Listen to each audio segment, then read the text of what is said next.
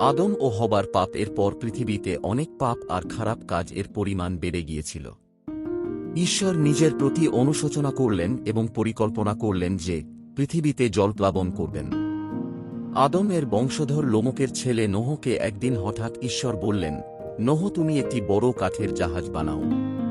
নোহ বললেন, ঠিক আছে, আমি জাহাজ তৈরি করব। নোহ খুব ঈশ্বর প্রেমী এবং ঈশ্বরের আজ্ঞাকারী ছিল। ঈশ্বর নোহকে যেমনভাবে বললেন নোহ তেমনভাবে জাহাজ তৈরি করল। নোহ 3 তলা 300 হাত এর মাপ একটি জাহাজ নির্মাণ করল। নোহ সব প্রকারের জীবজন্তুকে জাহাজ এর মধ্যে রাখলেন। আবার নোহ নিজের পরিবারের সঙ্গে জাহাজের ভেতর গেলেন। একদিন প্রচণ্ড বৃষ্টি ও ঝড় শুরু হয়। বৃষ্টির জলে ঘরবাড়ি এবং গাছপালা জলে ডুবে গেল।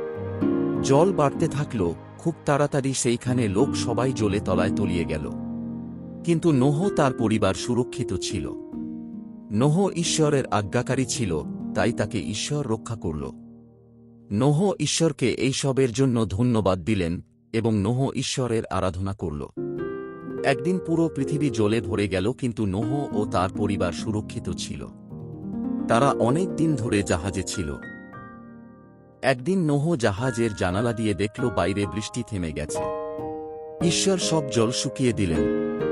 তখন তার পরিবার মিলে ঈশ্বরকে ধন্যবাদ দিলেন, কারণ ঈশ্বর তাদের উপর খুশি হয়েছে। ঈশ্বর তাদের একটি প্রতিশ্রুতি দেখালেন। তিনি মেঘধনু দেখিয়ে বললেন, এই পৃথিবীকে জলপ্লাবন দিয়ে নষ্ট করব না। এই কথায় নোহ খুশি হলেন এবং ঈশ্বরের আরাধনা করতে থাকলেন।